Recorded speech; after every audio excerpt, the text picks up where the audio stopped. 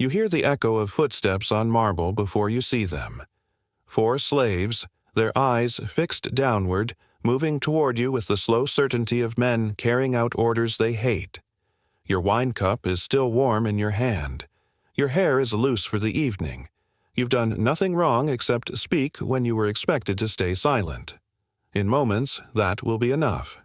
The year is 89 BCE, and Rome has just invented a machine designed not to kill you, but to remake you. Before we go any deeper, drop a comment and let me know where in the world you're watching this from. It never stops amazing me how a story this dark, from so long ago, can still reach across centuries and connect with people on every continent. Her name was Julia Veturia, a Roman noblewoman, 23 years old, married into one of the wealthiest senatorial families in the Republic. She lived in a house with gardens that stretched toward the Tiber, mosaics imported from Alexandria, servants who spoke Greek and Egyptian. By every measure, she was privileged. But privilege, in Rome, came with chains of its own. That afternoon, her husband had given her an order. Drink this herb. It will cleanse the womb. She had asked a single question.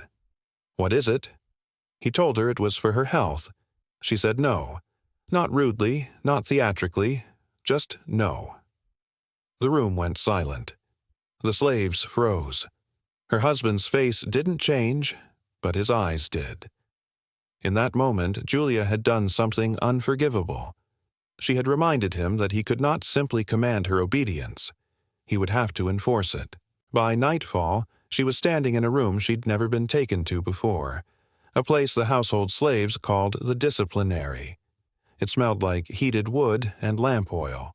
Her husband stood beside an object she didn't recognize. It looked almost elegant at first glance, curved and polished like a piece of furniture, but the leather straps hanging from its sides told a different story. "This," he said calmly, "will help you remember your place." The slaves stripped her. She fought, but not for long. 4 against 1. Hands that apologized with their grip but didn't let go. The device was a barrel shape, cut in half lengthwise and reinforced with iron brackets. Her body was positioned over it, belly down, back arched unnaturally. Straps closed around her shoulders, thighs, and ankles. The wood pressed into her ribs. Her spine bent at an angle the body was never meant to hold. The pain didn't come all at once. It crept in.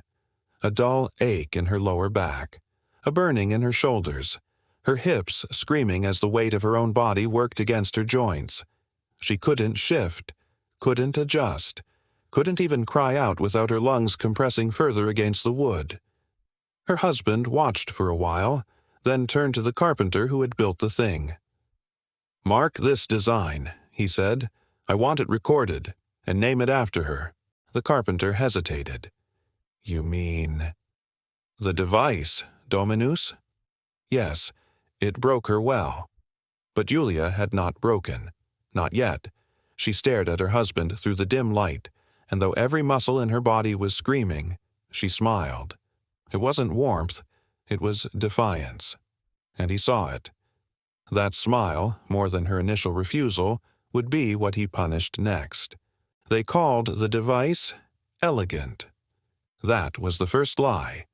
When the carpenter displayed the finished prototype to other members of the senatorial class, they admired its craftsmanship. Smooth wood, no nails protruding, no blades, no blood. It looked to the untrained eye almost harmless, like a piece of exercise equipment.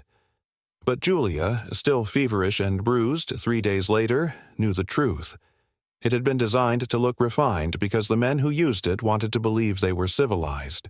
It bent the body without breaking it, left no gashes that required a physician's explanation, just swollen joints, torn ligaments, and a mind slowly unraveling under the weight of sustained, inescapable discomfort. The carpenter returned a week later with parchment and charcoal. He sketched every angle of the device while Julia watched from behind a curtain, still too weak to stand for long. Her body had become a prototype. He noted where the straps had left marks, where her weight had settled. where the wood could be reinforced with iron to make the device more durable. Her husband sent word to another magistrate. "She taught me how to make them yield," he wrote. The phrase spread faster than Julia could recover. Within a month, 5 more devices had been commissioned. Not for criminals, for wives, women who had refused orders, women who had spoken in public without permission, women who had smiled at the wrong man, or failed to smile at the right one. The device didn't need a legal framework.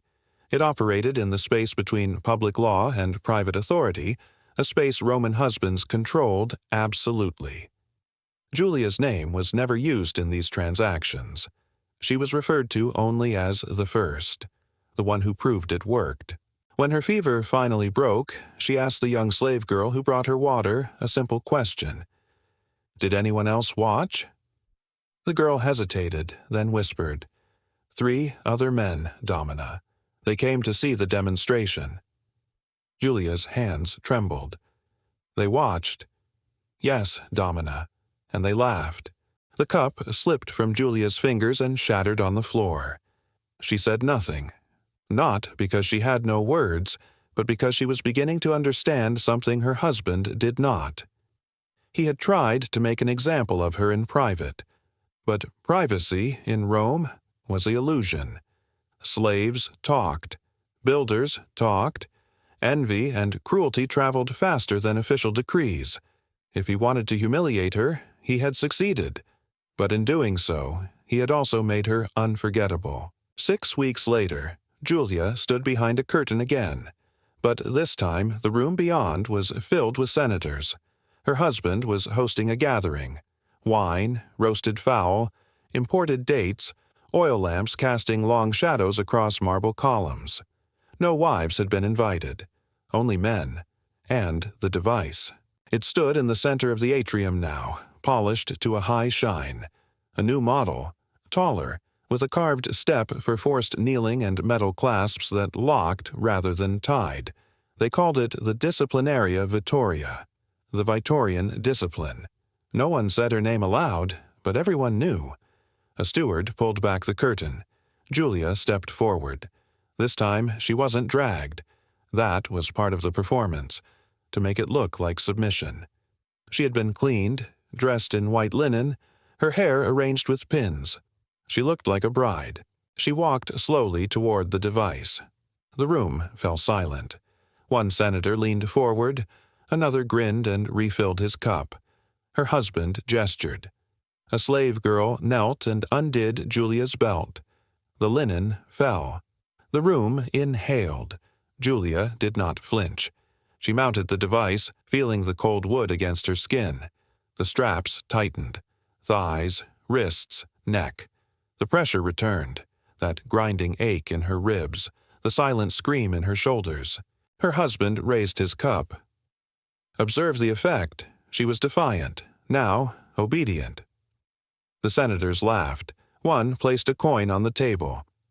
"I wager she breaks before the 2nd hour." More laughter.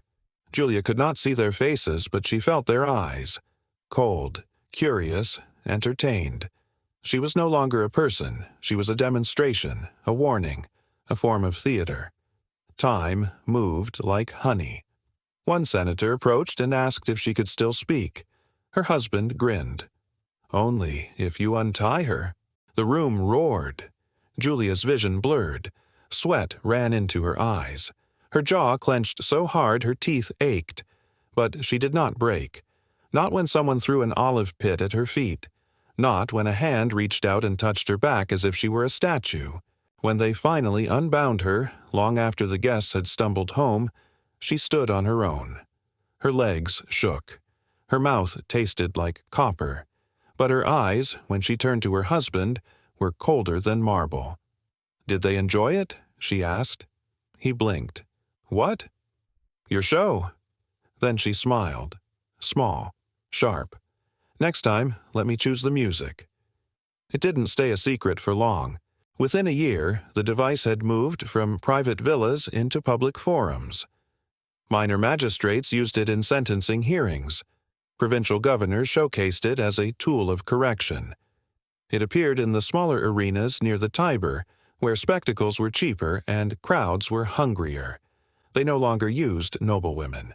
That would have been scandalous. Instead, they chose slaves, widows, women condemned for theft, blasphemy, or defiance. The law called it re-education. The crowd called it entertainment. Julia stood beneath a linen canopy one afternoon, watching a girl no older than 16 strapped into an iron-spined version of the Cradle. The girl had stolen bread. That was her crime. But it wasn't food they wanted from her. It was sound. The moment she stopped struggling. The slow collapse of will. Julia felt nauseous. She had come because her husband insisted. He sat beside her in a shaded box pointing out modifications. They laughed when the girl begged. Julia did not laugh. But inside, something was unraveling. A week later, she received a summons. Not to be punished. To participate. The provincial governor wanted a demonstration from the original subject. The one they called the first. She would be escorted, dressed, protected. She would not be harmed, not physically, but they wanted a public reenactment, a final humiliation. Julia stared at the messenger and said, "If they want to see me, they should hear me too." The man blinked, confused. "A statement," she clarified. "After." He promised to ask. 2 days later, Julia stepped into the arena. Not the Colosseum, this was a smaller theater outside the city walls, but the crowd was massive. Thousands. They roared when she entered, not with hatred, but fascination. She was a legend now. The woman who had survived the Cradle. The woman who had smiled. The device stood at the center, gleaming in the midday sun. Julia approached it slowly. She touched the leather strap. Then she turned to the crowd, and she laughed. Loud, full, unbroken. The guards flinched. The crowd stirred. Some laughed with her, confused. Others went silent. And in that moment the spell broke. They had wanted submission. Instead, they got a woman laughing at the thing built to destroy her. By the next morning, her name was everywhere. Not whispered, shouted, painted on walls in charcoal, repeated in markets. The woman who laughed on the Cradle. Her husband stopped speaking to her, not out of pity, out of fear. His authority had cracked. And when the summons came from the Palatine, from the emperor's court itself, no one was surprised. They wanted to see if lightning could strike twice. The final chamber was colder than any she had entered. Black-veined marble. Statues with broken arms. At the far end stood the emperor's representative, a man with soft hands and glass eyes. "We don't want another performance," he said. "We want an apology." Julia raised her chin. Then why the audience? Behind him, hidden in shadow, sat foreign envoys, senators, their wives. They had come to see if the story was true. The Cradle was there too. But this one was different. Gilded, ornate, a work of art. Julia stared at it for a long time. Then she looked back at the representative. "You built this to silence women," she said quietly. "But every time you use it, you make us impossible to forget." She never apologized. And though the records are incomplete, we know this. The device spread across the empire. But so did her name. Inscribed in margins, whispered in temples, painted on walls that still stand today. Rome wanted obedience. Instead, it created a martyr. And the sound of her laughter, defiant, impossible, eternal, echoed longer than any empire.